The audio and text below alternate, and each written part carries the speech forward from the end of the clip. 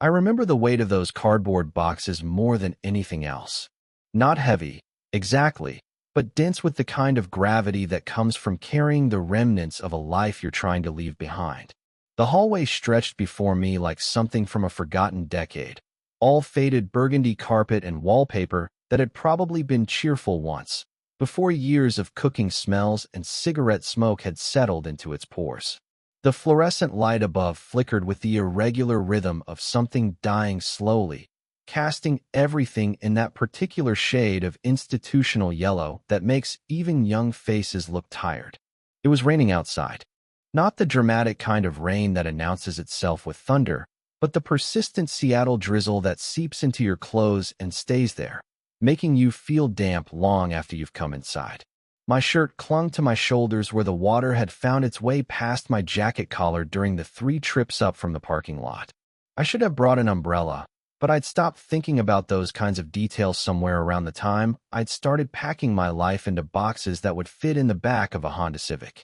The keys felt foreign in my hand as I stood there outside apartment 4B, trying to remember which one the landlord had said was for the deadbolt. My fingers were still cold from the rain, clumsy in that way that makes simple tasks feel like small defeats. Behind me, I could hear the elevator humming its mechanical tune, the same 3 notes repeating endlessly, and somewhere above, water dripped steadily into what I assumed was a bucket placed strategically to catch a leak that would never quite get fixed. That's when I felt it. The particular weight of being watched. Not the casual glance of someone passing by, but the focused attention of eyes that had chosen to linger. I looked up from the keys and saw him across the hallway, leaning against his doorframe with the casual confidence of someone completely at home in his own skin. He was tall in that understated way that makes you notice without quite knowing why, his hair dark and slightly disheveled like he'd been running his hands through it. His clothes were simple but deliberate, a gray sweater with the sleeves pushed up to reveal forearms that suggested he worked with his hands, or at least didn't spend all his time behind a desk. But it was his expression that stopped me. Not unfriendly, but not welcoming either. Watchful. Measuring. Like he was trying to solve a puzzle that had just presented itself in the form of a man fumbling with apartment keys in a hallway that probably didn't see many new faces. His eyes were the kind of dark that makes you think of deep water, the sort you can't see the bottom of even when the surface is perfectly still. We looked at each other for what felt like too long, though it was probably only a few seconds. I managed what I hoped was a polite nod, the kind neighbors exchange when they're acknowledging each other's existence without committing to actual conversation. He didn't nod back. He simply continued to watch, his expression unchanged, as if my politeness was just another piece of information to file away. I finally got the key to turn and pushed open the door to 4B, stepping into the empty space that was supposed to become home. The sound of the lock sliding back into place echoed louder than it should have in the emptiness, a definitive click that seemed to announce that I was now officially contained, separated from the hallway and the watching man by 6 inches of hollow core door and whatever distance people maintain between their real selves and the versions they show to strangers. The apartment was exactly as sparse as I'd expected. A mattress on the floor where a bedroom should eventually be, positioned next to a window that looked out onto the building's brick courtyard. A single lamp with a crooked shade that I'd plugged in during my first trip up, casting a small circle of warm light that didn't quite reach the corners of the room. My suitcase sat open against the far wall, clothes still folded the way they'd been in the dresser of my old life, waiting to be redistributed into whatever new version of normal I was supposed to create here. I set the boxes down carefully, though there was nothing particularly fragile inside them. Books mostly. A few kitchen things. The accumulated debris of 38 years of living, reduced to what could fit in 2 medium-sized containers. As I bent to check that everything had survived the journey, a corner of glossy photo paper caught the lamplight, protruding from between a cookbook and a collection of short stories I'd been meaning to read for years. I knew what the photo was before I pulled it out.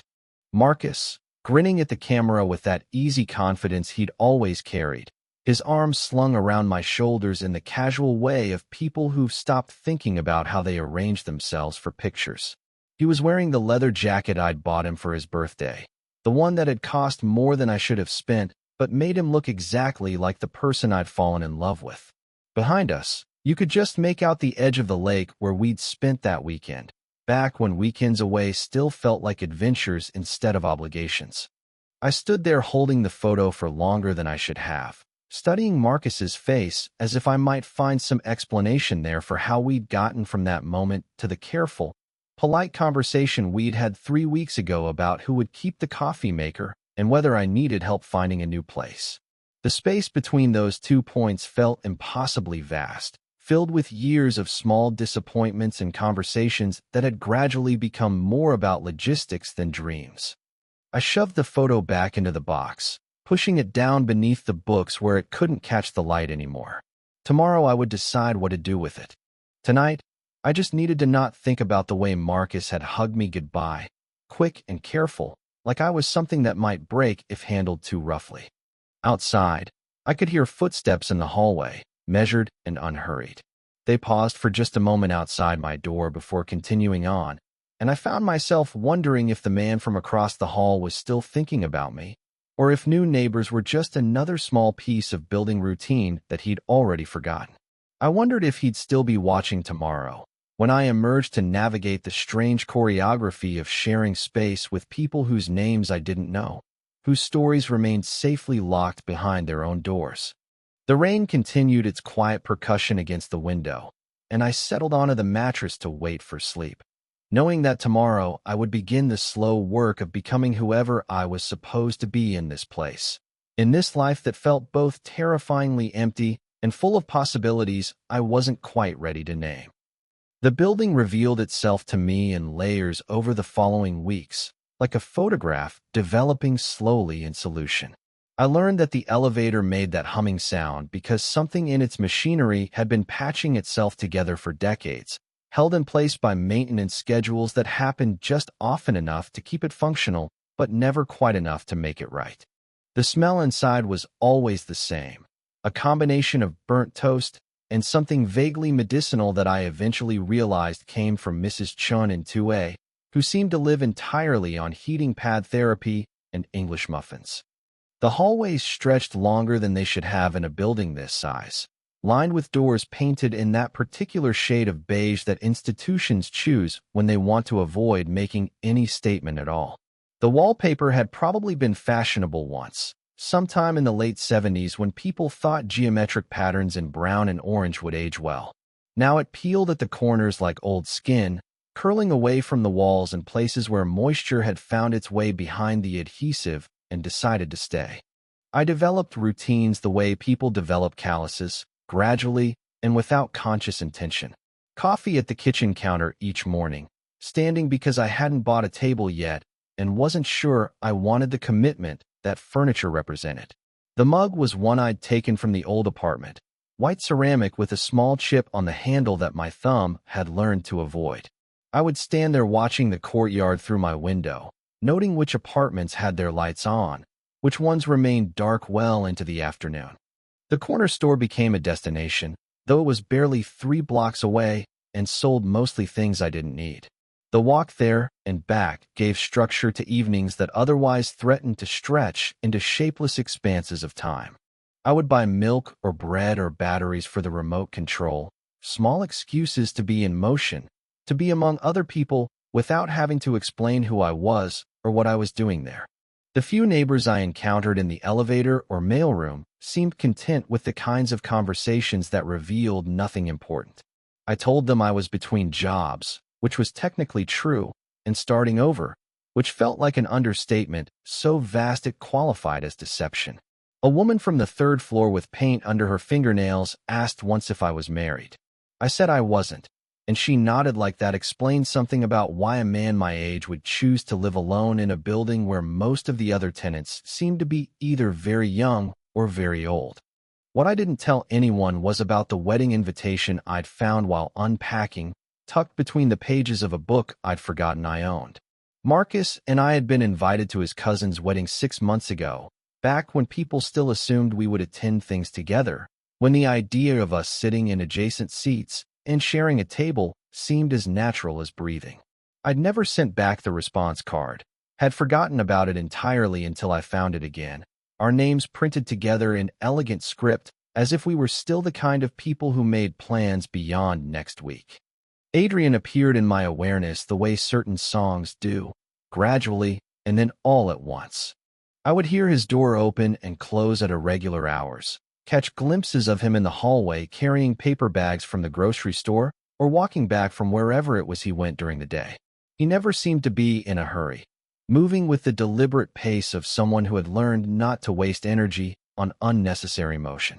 Sometimes in the evenings, I would hear music through the wall we shared, always instrumental, always played at a volume that suggested consideration for neighbors, but never quite low enough to ignore completely. Jazz, mostly, though sometimes classical pieces I recognized but couldn't name. The sound was warm and analog, like it was coming from actual speakers rather than a phone or computer, and I found myself timing my own activities around it, washing dishes or folding laundry, while someone else's choice in music provided a soundtrack to routines that had become almost ceremonial in their precision. Our interactions remained brief and formal. He would nod when we passed in the hallway and say evening in a voice that carried just enough warmth to avoid rudeness, but not enough to invite conversation. I would respond with the same word, the same careful inflection, and we would continue in our respective directions as if we'd successfully completed some small social transaction that required no follow-up. But I began to notice things. The way he rolled his sleeves to his elbows even when the weather didn't warrant it, as if he'd grown comfortable with that particular configuration of clothing and saw no reason to change it. The way he carried himself with a stillness that suggested either confidence or resignation, though I couldn't tell which. The way his gaze would linger for just a moment longer than politeness required, as if he was trying to read something in my face that I wasn't aware I was showing. I told myself it was nothing, just the natural curiosity that develops when you share space with someone whose schedule occasionally intersects with your own. But I found myself listening for his footsteps in the hallway, noting when his apartment went dark, when his music stopped playing. Sometimes, lying in bed with the lights off, I would hear him on the fire escape outside his window, the quiet scrape of a chair being positioned, the small flame strike of a lighter, then nothing but the distant sound of traffic and rain. The building itself became a kind of stage for these small encounters, each common space holding the possibility of contact that neither of us seemed to pursue, but neither of us avoided. The mailroom, where we would sometimes arrive at the same time and sort through catalogs and bills in parallel silence. The elevator, where the 30-second journey to our floor felt both too long and too brief. The garbage chute at the end of the hallway, where I once arrived just as he was closing the metal door, and he stepped aside to let me dispose of my own small bag of daily accumulation. These moments began to accumulate weight, though I couldn't have explained why. Nothing was said that hadn't been said before. Nothing was done that qualified as more than ordinary courtesy. But somewhere in the repetition of these careful encounters, I became aware that I was paying attention in a way I hadn't paid attention to anything in months, alert to possibilities I couldn't name and wasn't sure I wanted to examine too closely. Late one evening, I heard his footsteps in the hallway stop outside my door for what felt like several seconds longer than it took to simply pass by. I stood in my kitchen, frozen with a glass of water halfway to my lips, listening to the quality of silence that suggested someone standing very still on the other side of 6 inches of wood. Then the footsteps continued, and I heard his door open and close, and I remained standing there for several minutes longer, wondering what it meant that I had been holding my breath. Thursday arrived with the kind of rain that makes you question every decision that requires leaving the building. Not violent, but persistent, the kind that soaks through supposedly waterproof jackets and turns simple errands into small acts of endurance. I had been putting off the laundromat for days, telling myself that I could make the clothes I had cleaned stretch a little further, but eventually the mathematics of living caught up with me, and I found myself loading 2 weeks' worth of accumulated life into a canvas bag that had seen better decades. The laundromat 6 blocks away was the kind of place that existed in a state of permanent fluorescent afternoon, all humming machines and plastic chairs that had been molded in colors someone once thought were cheerful. I sat there for 90 minutes, watching my clothes tumble through cycles of wash and rinse and spin, reading a paperback book I'd found in the apartment when I moved in. Someone before me had dog-eared the pages and made notes in the margins, small observations about character motivation that I found myself agreeing with more often than not. By the time I made it back to the building, my jacket was damp despite my best efforts, and my shoes had developed that particular squelch that comes from walking through puddles you didn't see until it was too late. The elevator ride to the fourth floor felt longer than usual, weighted with the kind of fatigue that comes not from physical exertion, but from the accumulated effort of navigating a day that had required more small decisions than it should have. I was already thinking about coffee and dry clothes when I noticed the envelope. Small, cream-colored, lying on the worn carpet just inside the threshold where someone had slid it beneath my door. My apartment number was written on the front in handwriting that looked deliberate, each digit formed with the kind of care that suggested someone who still wrote things by hand as a matter of course rather than necessity. Inside was a single piece of paper, heavy stock that felt expensive between my fingers. The message was brief, written in the same careful script. Friday, 9 p.m. Fire escape. No signature, no explanation, no indication of who had taken the time to write it or why they thought I might be interested in whatever they had in mind. But something about the handwriting felt familiar, though I couldn't place where I might have seen it before. I set the note on the kitchen counter and stared at it while I made coffee, as if sustained observation might reveal additional information that I had somehow missed on first reading. The letters were formed with the kind of precision that suggested either professional training or personal discipline, uniform in size and spacing like someone had learned to write properly and never seen any reason to develop a more casual style. Friday, I told myself, was still more than 24 hours away. I had time to decide whether this was the kind of invitation that warranted a response, time to consider what it might mean to show up on the fire escape at 9 o'clock in the evening to meet someone who hadn't bothered to identify themselves in writing. Common sense suggested that unmarked notes slipped under doors were the province of people with questionable judgment or unclear intentions. But something about the formality of the handwriting, the weight of the paper, suggested this wasn't the work of someone operating from impulse or poor planning. I spent Friday in a state of low-level distraction, aware that evening was approaching but unwilling to commit to any particular course of action. I cleaned the apartment, though it barely needed it. I organized books that were already organized. I made a grocery list for items I didn't particularly need and then forgot about it entirely. The note remained on the kitchen counter, acquiring significance through proximity to my daily routines until it felt like a small beacon that drew my attention whenever I moved through that part of the apartment. By 8:30, the loneliness had become unbearable. Not the ordinary loneliness that I had grown accustomed to managing through structure and routine, but the deeper kind that arrives without warning and settles in your chest like something heavy and indigestible. The apartment felt smaller than it had when I'd moved in, the walls closer together, the ceiling lower. The sound of rain against the windows had become a kind of white noise that made everything else seem muffled and distant. At 8:55, I put on my jacket and stepped into the hallway.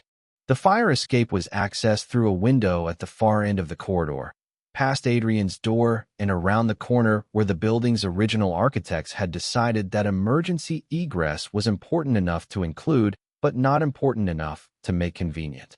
The window was the kind that opened by pushing up on a heavy sash that had probably been painted shut and pried open so many times that it moved in a series of small jerks rather than one smooth motion. The fire escape itself was a construction of black metal that had been repainted recently enough to avoid rust, but not recently enough to look particularly inviting. Rain had left everything slick and gleaming under the scattered light from apartment windows and street lamps below. I stepped out carefully, my shoes finding purchase on the graded platform, and saw him immediately. Adrian was leaning against the railing with the casual ease of someone who had been there long enough to settle into the space. Rain collecting in his dark hair and on the shoulders of a gray sweater that looked like it had been chosen more for comfort than weather appropriateness. He turned when he heard the window, and his expression held neither surprise nor particular welcome, just the same measured attention I had grown used to seeing in our brief hallway encounters. He offered me a cigarette from a pack he produced from his pocket, and I accepted even though I hadn't smoked since college and had never been particularly good at it. The ritual of lighting and first inhale gave us both something to do with our hands while we adjusted to being in the same space for longer than it took to exchange pleasantries about the weather. For several minutes, we stood in companionable silence, looking out over the courtyard and the buildings beyond, the city spreading out in layers of light and shadow that rain had softened into something almost impressionistic. I could feel the heat from his body despite the space between us, could smell something that might have been cedar or tobacco or just the particular scent that some people carry that has nothing to do with cologne or soap. When he finally spoke, his voice was quieter than I had expected, pitched low enough that I had to lean slightly in his direction to catch the words over the sound of rain on metal. He asked why I had moved here, and I gave him the answer I had been giving everyone else. Between jobs, starting over, looking for something different. The words felt rehearsed in my mouth, polished smooth by repetition until they had lost whatever truth they might have originally contained. But Adrian's expression as he listened suggested that he was hearing something beyond the careful surface of my explanation. His eyes remained fixed on my face in a way that felt like being read, as if he was parsing not just what I was saying, but what I was choosing not to say, the spaces between words where the real information lived. When I finished talking, he nodded slowly and took another drag from his cigarette before speaking again. He said that people usually ended up in buildings like this one when they were either running towards something or away from it, and that most of the time they weren't entirely sure which.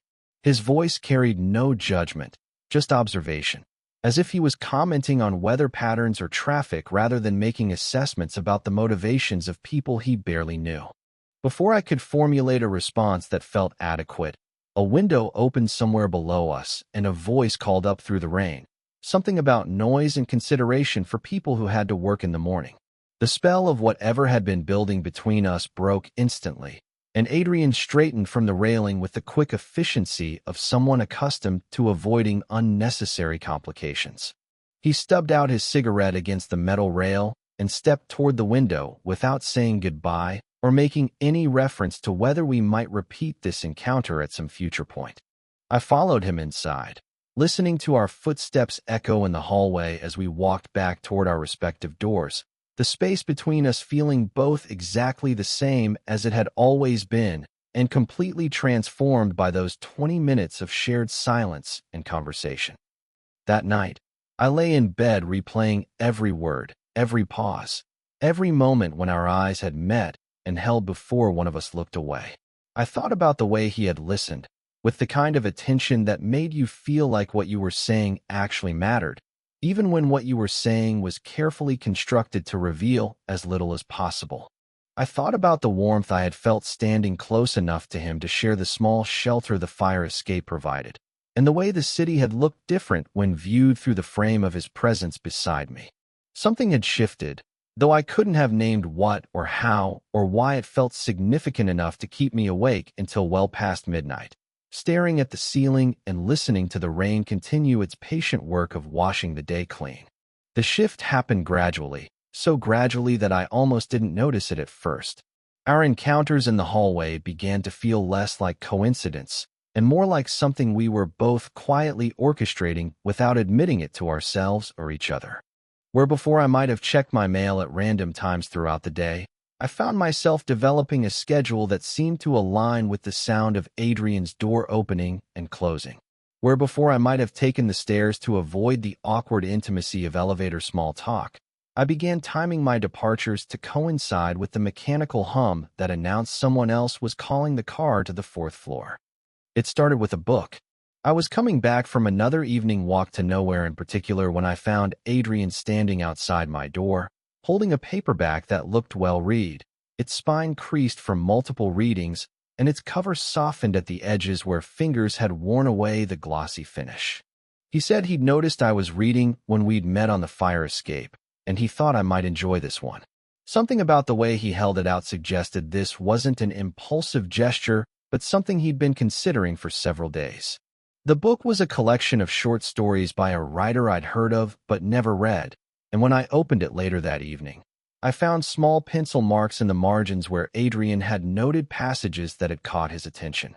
His handwriting was the same careful script I'd seen on the invitation, precise and economical, as if he'd learned early that words on a page were valuable and shouldn't be wasted on unnecessary flourishes. The marks weren't extensive, just small vertical lines next to paragraphs that had resonated with him for reasons I could only guess at. I read the entire collection over the next 3 days, not because the stories demanded that kind of sustained attention, but because I found myself trying to understand what had drawn Adrian to certain passages, what he had seen in particular combinations of words that had made him reach for a pencil. The stories were quiet and introspective, focused more on internal landscape than external action, and I began to develop a sense of the kind of reader he was, the kind of person who valued precision and understatement over drama and revelation. A week later, I knocked on his door to return it, and we ended up standing in his doorway for nearly an hour, talking about the story that had marked most heavily, a piece about 2 men who meet by chance in a train station and spend a single afternoon together before returning to their separate lives. Adrian said he'd always been drawn to stories about connections that exist outside the normal parameters of how people were supposed to meet and know each other. I found myself agreeing, though I wasn't entirely sure what I was agreeing to. His apartment was arranged with the same careful attention to detail that I'd noticed in his handwriting. Books lined the walls in organized sections. Music equipment occupied one corner with the kind of precision that suggested both serious interest and available space that had been planned rather than discovered. Everything looked deliberately chosen rather than simply accumulated, as if he'd made conscious decisions about what deserved to take up room in his life and what didn't. Our elevator rides began to stretch longer than the 30 seconds it took to travel between floors. Adrian would ask questions that required more than yes or no answers, and I found myself offering information I hadn't planned to share. He asked if I liked jazz after noticing I'd been listening to the music that came through our shared wall in the evenings.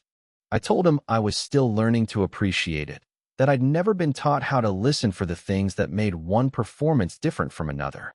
He said that was the best way to approach it, without preconceptions about what you were supposed to hear. I began to notice details about him that I hadn't registered during our briefer encounters. The way he rolled his sleeves to his elbows regardless of the weather, revealing forearms that were lean and precise, marked with small scars that suggested familiarity with tools or outdoor work. The way he listened with complete attention, his eyes fixed on whoever was speaking in a manner that made you feel like your words were being weighed and considered rather than simply processed and filed away. The way he carried himself with economy of movement, as if he'd learned not to expend energy on gestures that didn't serve a specific purpose. There was something about his physical presence that reminded me of cedar and tobacco, though I never saw him smoke except for that evening on the fire escape.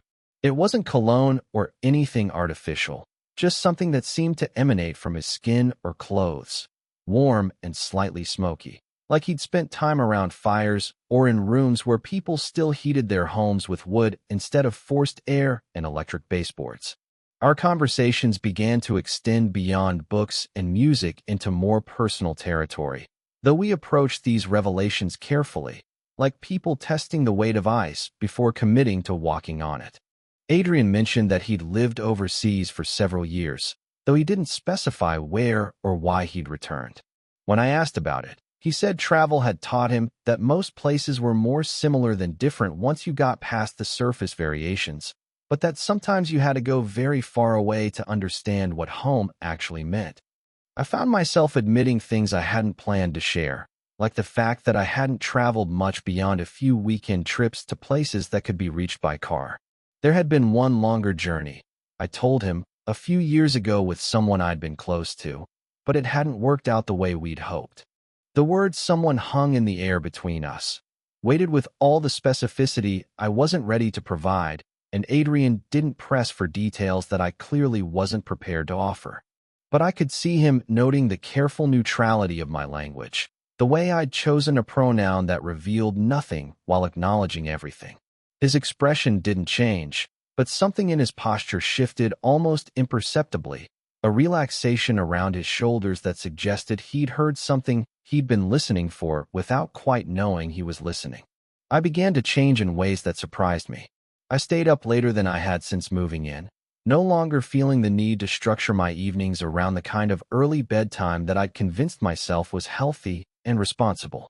I started cooking meals that required more than one pot and actual attention to timing and seasoning, rediscovering that I'd once enjoyed the process of preparing food for its own sake rather than simply as a necessity to be managed as efficiently as possible. For the first time since I'd moved in, I left my apartment door unlocked when I went to check my mail or take out garbage, a small gesture that felt significant in ways I couldn't entirely explain.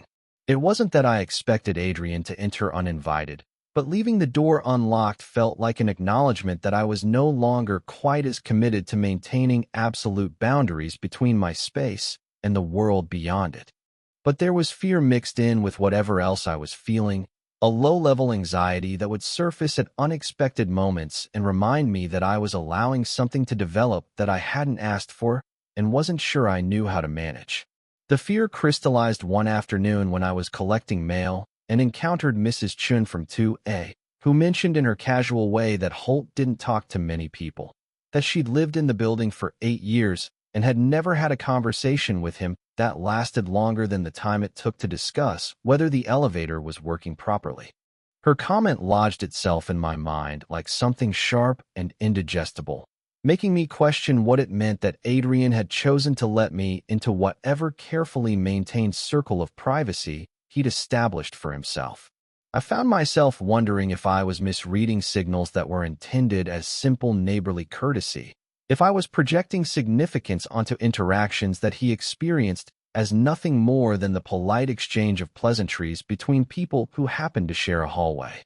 Late one evening, I stood at my door with my hand hovering over the deadbolt, listening to the sound of Adrian moving around in his apartment and feeling an almost overwhelming urge to cross the hallway and knock, not because I had any particular reason for doing so, but because the distance between our doors felt simultaneously insignificant and impossible to bridge.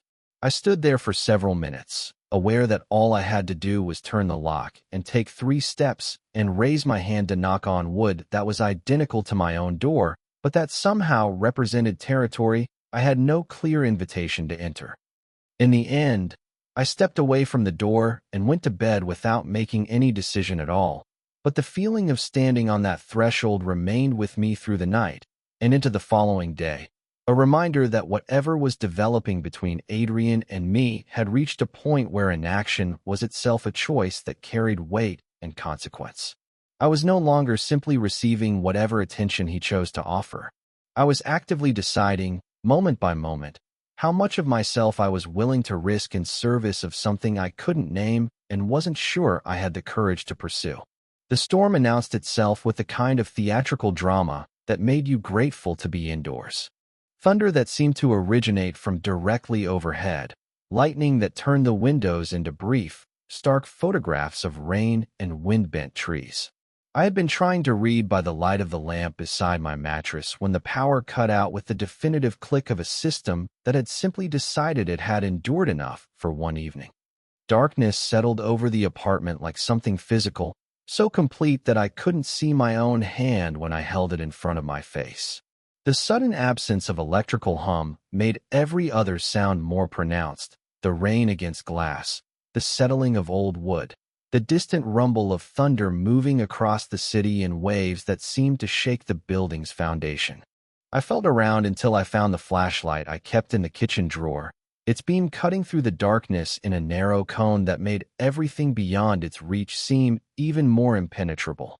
I had been restless before the storm, unable to concentrate on anything for more than a few minutes at a time, and the power outage only intensified the feeling that I needed to be in motion, to be somewhere other than alone in the dark with my own thoughts for company.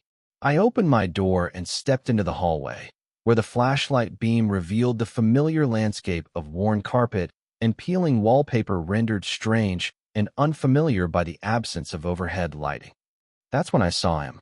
Adrian was sitting on the floor outside his apartment door, his back against the wall, legs stretched out in front of him like someone who had been there for a while and wasn't planning to move anytime soon. A bottle of whiskey sat beside him, and in the warm glow of a candle he'd lit and positioned on the floor, his face looked different than I'd ever seen it, softer somehow, less carefully arranged. He looked up when my flashlight found him, and his expression held no surprise, as if he'd been expecting me to appear in the hallway eventually. He gestured to the space beside him with a slight tilt of his head, and I found myself sitting down without really deciding to. The flashlight switched off and set aside, leaving us both in the flickering circle of candlelight that made everything beyond its reach disappear entirely. The whiskey was good, smooth and warm when he offered it, and I accepted, the bottle passing between us in a silence that felt comfortable rather than awkward. We sat there for several minutes without speaking, listening to the storm rage outside and the occasional distant sound of emergency sirens that suggested we weren't the only ones dealing with power failures that evening.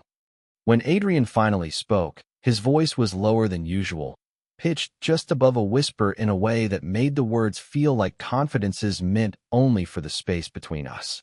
He told me about a man he'd known when he lived overseas, someone he'd met through work and had fallen in love with despite never intending to fall in love with anyone, especially not someone whose life was so thoroughly incompatible with the idea of being open about what they meant to each other.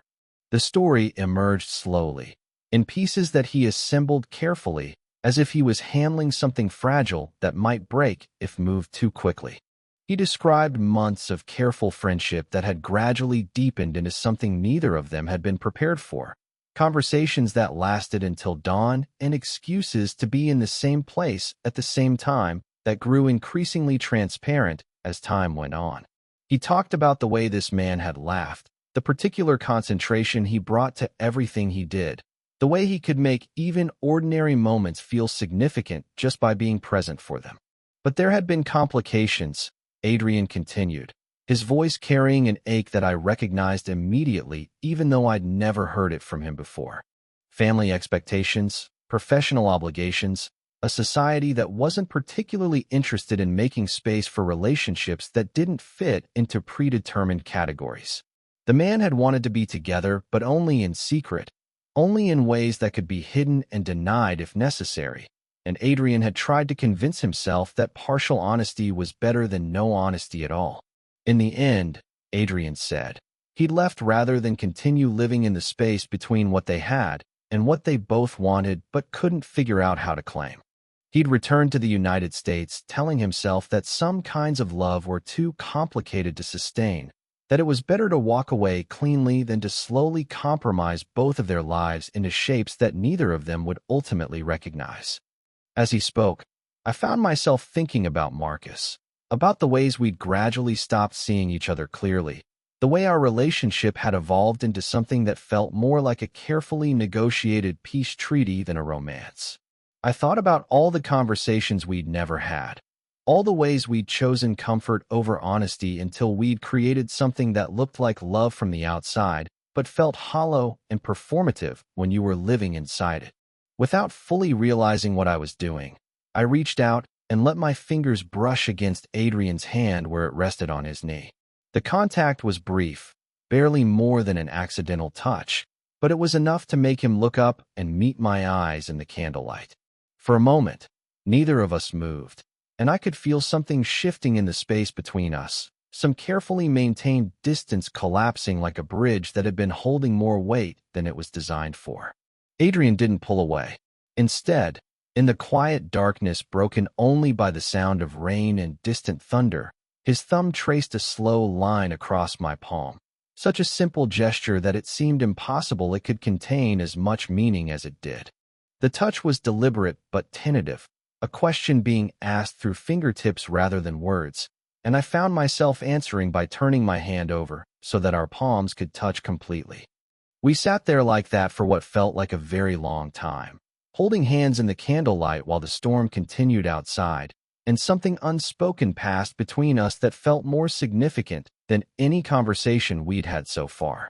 I could feel the warmth of his skin, the slight roughness of calluses that suggested work with tools or instruments, the steady pulse of blood beneath his wrist that reminded me that this was actually happening, that I wasn't imagining the connection I'd been sensing for weeks. When the lights flickered back on with the sudden harshness of fluorescent overhead lighting returning to life, we both blinked and pulled apart, like people waking up from the same dream. The spell of intimacy that the darkness had created broke instantly, replaced by the ordinary reality of a hallway that was once again fully illuminated and familiar. Adrian blew out the candle and stood up in one fluid motion, gathering the whiskey bottle and offering me a hand up that I accepted without thinking. We walked the few steps to our respective doors in a silence that felt different from any silence we'd shared before, weighted with new information about each other that couldn't be taken back or ignored. At his door, Adrian paused and looked at me for a moment that felt like he was trying to decide whether to say something. But in the end, he simply nodded and disappeared into his apartment, leaving me standing in the hallway with the echo of his touch still warm against my palm.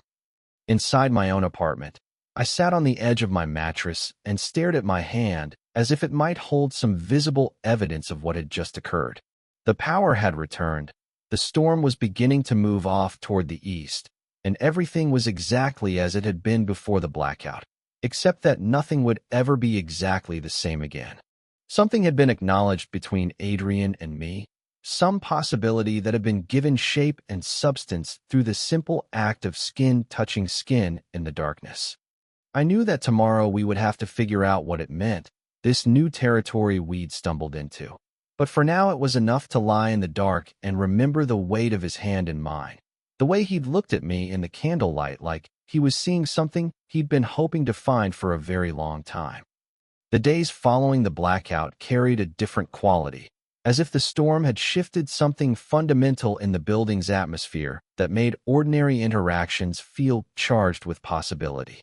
The change was subtle but undeniable, evident in the way our eyes would meet and hold for a beat longer than before, in the way conversations that should have ended naturally seemed to extend themselves, as if neither of us quite wanted to return to the safety of our separate spaces. I found myself lingering by my door at times when I had no particular reason to be in the hallway, listening for the sound of Adrian's footsteps and the particular rhythm of his movements that I had somehow learned to recognize even through walls and closed doors. Sometimes I would hear him pause outside his apartment, and I would wonder if he was doing the same thing I was doing, standing there and thinking about the few feet of space that separated us, and whether crossing that distance required an invitation or if want was reason enough. Our elevator encounters stretched longer now, filled with conversation that felt like a continuation of something that had been started rather than separate interactions that began and ended cleanly. Adrian would ask about the book he'd lent me, and I would find myself describing not just the stories but the experience of reading his marginalia, trying to understand what had drawn his attention to particular passages.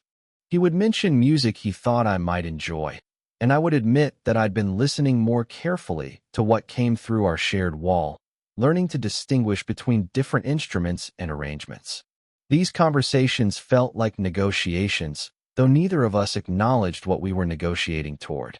We were testing boundaries, seeing how much honesty the space between us could hold before one of us stepped back into safer territory. Each exchange revealed a little more, established that we were both willing to go a little further, and by increments so small they were almost invisible, we were approaching something that felt both inevitable and terrifying. The invitation came on a Tuesday evening, delivered not by anonymous notes slipped under my door, but by Adrian himself, knocking with the confident rhythm of someone who had made a decision and was committed to seeing it through. When I opened the door, he was standing in the hallway with his hands in his pockets, looking more nervous than I'd ever seen him, but also more present, as if some internal debate had finally been resolved in favor of action. He asked if I wanted to have dinner in his apartment, not going out somewhere, not meeting on neutral territory, but the specific intimacy of shared space and food prepared with intention. I said yes without hesitation, though part of me recognized that I was agreeing to more than just a meal, that crossing the threshold into his living space would represent a commitment to whatever this was becoming that I couldn't take back once it was made. His apartment was arranged exactly as I'd glimpsed it during our brief conversation in his doorway, but experiencing it as an invited guest rather than someone stealing glances from the hallway revealed details I hadn't noticed before. Books organized not just by subject, but by some personal logic that spoke to connections between ideas rather than simple categorization. Music equipment that looked well used and carefully maintained, suggesting serious engagement rather than casual interest. Furniture that was simple but well-made, chosen for durability and comfort rather than style or impression.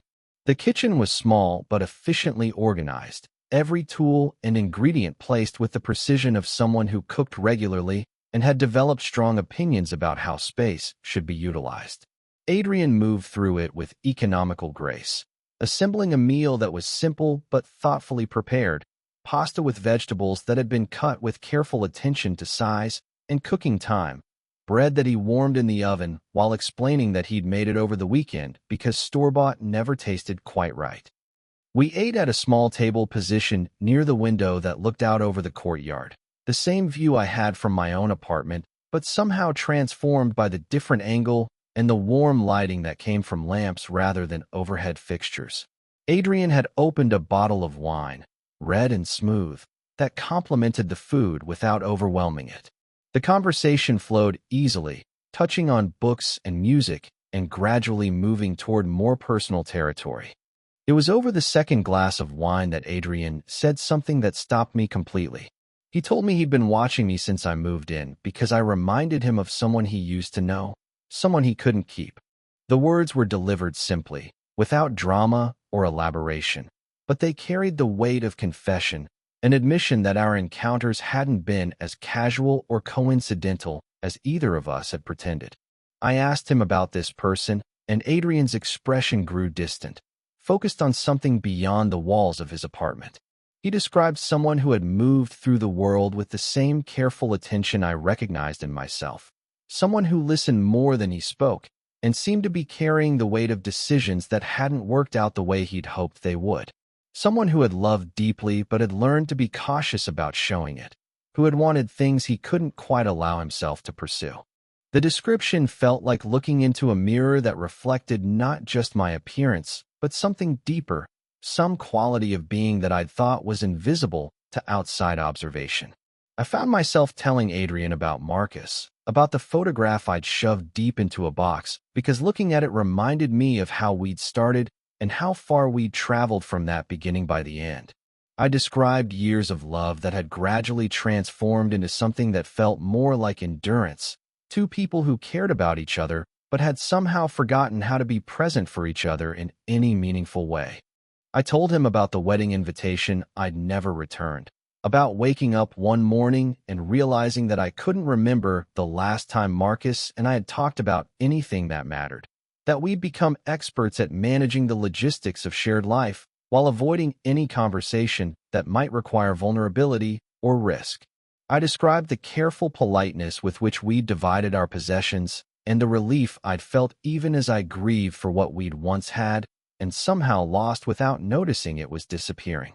Adrian listened with the same complete attention I'd grown accustomed to, but there was something else in his expression now, a recognition that felt like being truly seen for the first time in years. When I finished talking, he reached across the table and covered my hand with his, the same deliberate touch we'd shared in the candlelight, but now in full illumination, witnessed and acknowledged rather than hidden in the darkness of emergency conditions. I admitted then what I'd been trying not to think about for weeks. I told him I was afraid, not of him, but of wanting something that could break the way everything else had broken, of opening myself to the possibility of connection and discovering that I'd forgotten how to sustain it. I described the way I'd learned to live in small, manageable spaces, both physical and emotional, because larger spaces required more energy and courage than I'd been sure I possessed. Adrian's response was to stand up and extend his hand, an invitation to move from the table to the couch, to continue the conversation in a space that felt less formal and more conducive to the kind of honesty we'd stumbled into. I accepted his hand and allowed myself to be led, aware that I was making a choice that would be difficult to unmake, that whatever happened next would change the careful equilibrium I'd established between loneliness and safety. We talked until the window began to lighten with the first suggestion of dawn, sometimes sitting close enough that our shoulders touched, sometimes with space between us that felt deliberate rather than accidental. The conversation moved between confession and speculation, between stories about our pasts and tentative exploration of what we might want from whatever this was becoming. When the sun finally rose fully and the building began to stir with the sounds of other people beginning their days, I realized I hadn't once thought about returning to my own apartment, hadn't felt the pull toward familiar space and solitary routine that usually accompanied extended social interaction. For the first time in months, I was exactly where I wanted to be, sitting beside someone who made the present moment feel like somewhere worth remaining rather than something to be endured until the next thing began. 3 weeks later, a moving truck pulled up outside the building, its diesel engine rumbling to life in the early morning quiet that still felt fragile enough to break. I watched from my kitchen window as 2 men in matching uniforms began loading furniture in boxes, the accumulated possessions of someone whose story in this building had reached its conclusion. The truck wasn't there for me, though there had been a time, not so long ago, when the sight of it might have triggered thoughts about my own temporary residence here, about whether I was building something that could last or simply pausing between one chapter and the next. But that morning, standing at my window with coffee growing cold in my hands, I felt the kind of settled presence that comes from knowing where you belong, at least for now. The building had revealed itself to me in layers, the way places do when you stop moving through them as a visitor and begin to inhabit them as home. I knew which floorboards creaked in the hallway, which elevator buttons required extra pressure, how the afternoon light fell across the courtyard at different times of year as the sun shifted its arc through shorter and longer days. More than that, I had learned the rhythms of the person across the hall, the way Adrian moved through his days with the same deliberate attention he brought to everything else. I knew the sound of his coffee grinder at 7:15 each morning, the particular music he played when he was reading versus when he was cooking, the way his footsteps slowed when he passed my door as if he was always considering whether to knock. Our interactions had settled into patterns that felt both intentional and natural, conversations that began in the hallway and continued over shared meals, evenings that stretched into early morning without either of us marking the transition or feeling the need to establish boundaries around when togetherness should end and separateness should resume. We had developed the kind of easy intimacy that comes from repeated exposure to each other's daily habits and preferences, the accumulated knowledge of how someone takes their coffee and which books they reach for when they can't sleep and what makes them laugh without warning. The guarded quality that had characterized our early encounters had dissolved so gradually that I couldn't pinpoint when it had disappeared entirely. Now, when our eyes met in the elevator or across the mailboxes, there was recognition that went beyond simple acknowledgement of shared space. Adrian would look at me like someone he was genuinely pleased to see, and I would feel something in my chest that I had almost forgotten I was capable of feeling, a warmth that had nothing to do with relief at not being alone and everything to do with appreciation for this particular person's presence in my life. The moving truck finished its work and rumbled away toward whatever destination awaited the former resident of 3C, leaving behind only the ordinary sounds of a building returning to its weekday routine. Mrs. Chun emerged to collect her mail, nodding in my direction with the kind of casual familiarity that suggested I had transitioned from new neighbor to established resident without fanfare or formal announcement. The elevator resumed its mechanical humming, and somewhere above, water continued its patient drip into the bucket that would probably never be replaced with actual repair. That evening, I found myself standing at my window as the last light faded from the courtyard, not because I was watching for anything in particular, but because the view had become a kind of meditation, a way of marking the transition between day and evening that felt both peaceful and purposeful. Across the courtyard, I could see into Adrian's apartment, where he was tending to a plant that sat on his windowsill, something green and leafy that required regular attention and seemed to thrive under his careful ministrations. He looked up from the plant and saw me watching, and instead of the quick nod or wave that might have marked the end of such a moment, our eyes held across the space between buildings. There was something in his expression that suggested he was seeing not just me, but the entirety of what had developed between us, the slow accumulation of trust and familiarity, and something deeper that neither of us had tried to name, but both of us had learned to rely on. Without thinking about what it meant or what response it might generate, I walked to my door and opened it, stepping into the hallway that had become the stage for so many of our careful approaches toward each other. The corridor was empty and quiet, filled with the kind of late evening stillness that made even small sounds seem significant. I stood there for a moment, aware that I was making myself available for connection without demanding it, offering presence without requiring reciprocation.